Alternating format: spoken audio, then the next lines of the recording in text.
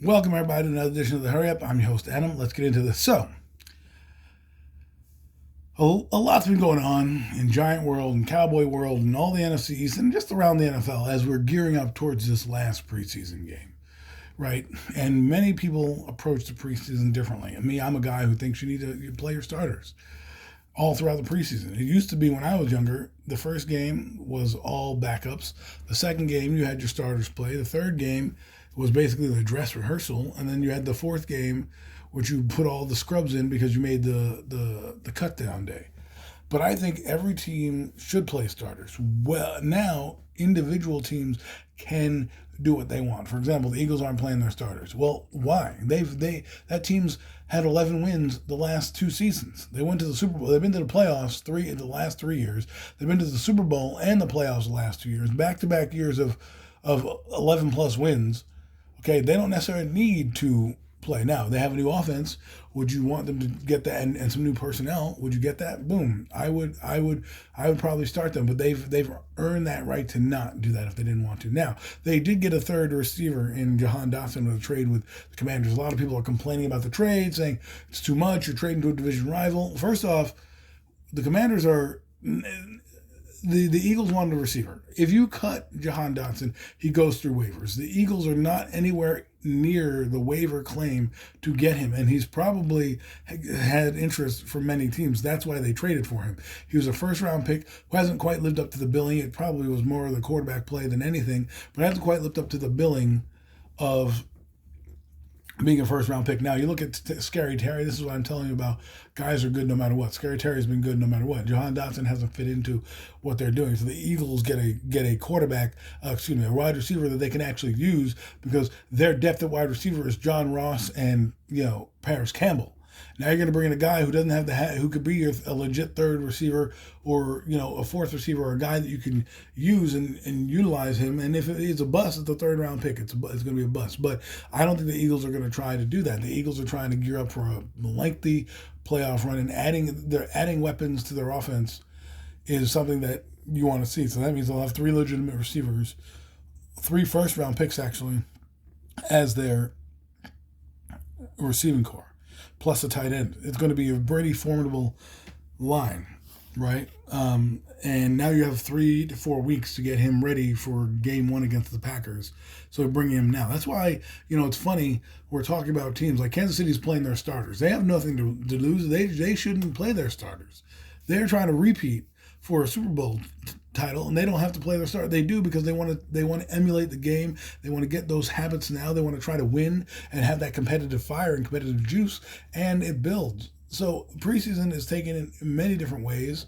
You get 90 men on the roster, but let's be honest, because of the way preseason is and the way that training camp has been condensed, you don't get the same reps that you would do, and a lot of these guys that you're looking at, need those reps. So, I just feel you need to start your players because you don't want to be there game 1 trying to figure things out.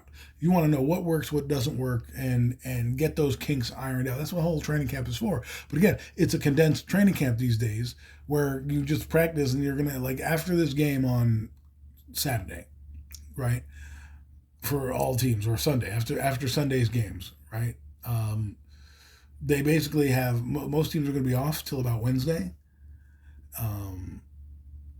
Maybe even Thursday, and then they're going to start practicing. And then, of course, after Labor Day, they're going to really start practicing because that's when the games start. So, next week is also cut down day. So they're going to give their teams a little thing, and then you're game planning for the regular season. So guys like a Jahan Dotson is good to get. That's why I always believe getting a guy in here now with a game to go and ample time to get him ready is a smarter move than not getting a guy. Now, some people are saying, well, the Commanders are stupid for doing this. Why are they stupid for doing it? It's not the GM who drafted Jahan Dotson. Okay, whether or not you like the GM, because a lot of people associate people with their feelings of how they feel about people. It's almost like how people look at politics. They don't necessarily look at the views or the long-term goals.